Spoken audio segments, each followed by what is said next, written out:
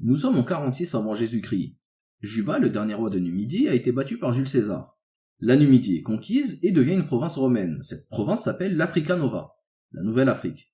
Le côté ouest de l'Algérie fait partie du royaume de Maurétanie. Il est dirigé par le roi Bocchus II, qui avait été un allié de César pendant la guerre contre Juba. À Rome, la guerre civile entre les optimates et les populares est finie. Jules César a consolidé son pouvoir et s'est fait nommer dictateur à vie. Cette soif de pouvoir va causer sa mort. Il va être assassiné par les républicains. Ces derniers vont le tuer en plein Sénat, à 23 contre 1 dans le seul lieu où il était interdit d'être armé. Cet assassinat va marquer le début d'une nouvelle période de troubles à Rome. Les assassins de César, malgré leur apparente lâcheté, avaient en réalité de bonnes intentions. Ils ont refusé d'assassiner les proches de Jules César et les ont laissés participer à la République une fois qu'ils la pensaient rétablie. Les proches de Jules César vont profiter de cette clémence et prendre le pouvoir de manière démocratique. Ils vont se partager le pouvoir dans ce qu'on appelle un triumvirat, c'est-à-dire un trio de chefs d'État. Les trois triumvirs sont deux fidèles lieutenants de César, Marc-Antoine et Lépide, et le petit-neveu de César, le jeune Octavien. Les trois vont se diviser les possessions romaines. Octavien reçoit l'Occident, Marc-Antoine l'Orient et Lépide l'Afrique. Les trois triumvirs vont entrer en guerre les uns contre les autres, et c'est Octavien qui en sortira vainqueur. Il a d'abord écarté Lépide en l'accusant de comploter contre Rome, ce qui lui a permis de récupérer l'Afrique. Dans la foulée, il a aussi récupéré la Maurétanie, car le roi Bocchus II était mort en moins 31. On ne sait pas si Bocchus II a laissé des héritiers ou non, mais Octavien a annexé son royaume. Octavien a ensuite éliminé Marc-Antoine, il l'a accusé de comploter contre Rome avec Cléopâtre, il lui a déclaré la guerre et Marc-Antoine est battu rapidement. Marc-Antoine finira par se suicider dans le palais de Cléopâtre. Une fois seul au pouvoir, Octavien s'octroie les pouvoirs absolus. Il va faire diviniser Jules César, et puisque Jules César l'avait adopté dans son testament, alors Octavien est officiellement le fils d'un dieu. Il change de nom et se fait appeler dorénavant Imperator Caesar Divi Filius Augustus, le vénérable empereur César, fils des dieux. Mais vous pouvez l'appeler César Auguste. Nous sommes en l'an 27 avant Jésus-Christ et la République romaine devient l'Empire romain. Désormais, César Auguste est en charge de tout l'Empire. Il a donc besoin de déléguer et de mettre en place des royaumes locaux. Il va créer un nouveau royaume en Maurétanie. Ce royaume sera à cheval sur l'actuelle Algérie et l'actuel Maroc. Sa capitale sera fondée sur le site de l'ancienne cité phénicienne Yol, à quelques kilomètres de l'actuel Alger. On l'appelle Césarée, en l'honneur de César Auguste. Pour trouver le roi, pas besoin de chercher bien loin. Lorsque Jules César avait battu Juba, il avait recueilli son fils, qui est encore bébé, et l'a emmené à Rome. Le petit est accueilli dans la maison des Julie, la famille de Jules César. Il est élevé par Octavie, la sœur du futur empereur César Auguste, et il y reçoit une éducation romaine parfaite. On lui donne un nom romain, Caius Julius, et on lui apprend le latin et le grec. Le petit a été élevé dans la même maison que l'empereur, c'est donc tout naturellement que César Auguste lui laisse le trône royal. Le jeune Numide va abandonner son nom romain, Caius Julius, et prendre le nom de Juba. Ce nom va rappeler son illustre père et lui assurer une légitimité auprès de son peuple. Du moins, c'est ce qu'il croit. L'Afrique va bientôt connaître une révolte populaire sans précédent, mais on y reviendra plus tard. Pour l'instant, les premières décennies de son règne se déroulent sans révolte majeure. La romanisation culturelle et politique de la Maurétanie s'accélère. La ville de Césarée devient une ville majeure et un grand port méditerranéen. On y trouve des théâtres, des cirques, des bains, des gymnases, tout ce qu'il peut y avoir dans une grande ville romaine. Juba II est présenté par les auteurs romains comme un roi érudit, porté sur les arts et la science. Le climat de paix lui a permis d'exercer ses passions avec brio. Il a été l'auteur de nombreux ouvrages et traités scientifiques, sur des domaines aussi variés que la botanique, la géographie, l'histoire, la poésie ou encore les arts plastiques. Mais malheureusement, ces livres ont tous disparu aujourd'hui. L'étendue de son territoire lui a permis d'explorer de nombreuses terres, notamment au sud du Maroc. On dit que c'est lui qui a découvert les îles Canaries. Il a même envoyé des expéditions scientifiques à la recherche de la source du Nil. Il y avait une vieille croyance à son époque qui disait que le Nil avait sa source au sud de l'Atlas. Cette source, qui n'a jamais existé, aurait pu relier son pays à celui de sa femme. Sa femme, c'était Cléopâtre Sélénée, la fille de la fameuse Cléopâtre et de Marc-Antoine. Elle aussi avait été enlevée après la mort de sa mère et élevée dans la maison des Julie. Juba II et Cléopâtre Sélénée auront un fils, qu'ils appelleront Ptolémée, en l'honneur de la famille de sa mère.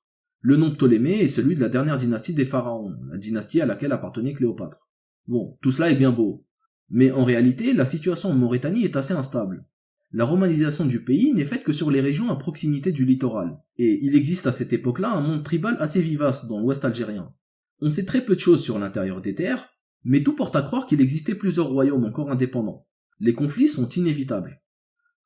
Pendant tout ce temps, l'autre partie du territoire algérien, l'ancienne Numidie, était administrée directement par le proconsul romain d'Afrique.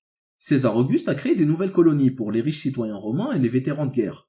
Les terres sur lesquelles sont créées les colonies sont généralement confisquées à des tribus numides. Les populations locales sont contraintes de migrer vers des terres moins fertiles ou bien de rester travailler en tant qu'ouvriers agricoles sur leurs propres terres. C'est à cette époque-là qu'a été créée la fameuse Légion III Augusta, la légion qui avait pour mission de pacifier l'Afrique. Pacifier l'Afrique, ça signifie mater les révoltes à l'intérieur du territoire et surveiller la frontière sud pour éviter une potentielle incursion gétule. La Légion va finir par avoir son siège en plein milieu des Aurès, à Lambèse. Le problème, c'est que la Légion est contraignante pour les peuples de la région. Les tribus semi-nomades avaient l'habitude de remonter vers les Aurès en été et de redescendre au sud de l'Atlas saharien en hiver. Beaucoup de gens parmi eux sont contraints dorénavant de rester au nord toute l'année. Ils iront grossir les rangs des employés agricoles et des mercenaires de l'armée romaine. C'est l'un d'entre eux qui sera à l'origine de la grande révolte populaire du début du premier millénaire. Aux alentours de l'an 15 après Jésus-Christ, c'est-à-dire pendant Jésus-Christ, Sidna Isa alayhi salam, l'Afrique s'apprête à connaître une des insurrections les plus violentes de son histoire, celle de Tacfarinas. Tacfarinas était un soldat dans un régiment auxiliaire de l'armée romaine, c'est-à-dire un mercenaire. Il contribuait à la pacification de la Numidie par Rome. Il appartenait à la tribu des Musulmans. C'était une tribu gétule qui s'était fixée en Numidie dans la région de l'actuelle Tbessa. Comme bien souvent, lorsqu'il y a des problèmes de versement de soldes, les soldats se mettent à déserter ou à se rebeller. Tacfarinas va faire les deux. Il réunit une bande de cavaliers et commence à piller tout ce qu'il peut. Et sa cible préférée, les détachements de l'armée romaine. Avec le temps, son influence grandit, et sa réputation aussi. Il recrute de plus en plus de cavaliers et leur inculque une discipline militaire. Sa cavalerie rapide et sa connaissance du terrain le rendent très mobile et lui permettent d'attaquer et de se replier rapidement dans le désert. Il va faire tellement de dégâts que Rome lui déclare la guerre. Tacfarinas va alors entraîner avec lui des tribus de toute l'Afrique du Nord. Il trouve un allié en Mauritanie, un certain Mazipa, qui ravageait le royaume de Juba II. Et il sera également aidé par les Sinitiens du sud tunisien et les Garamantes du Sahara.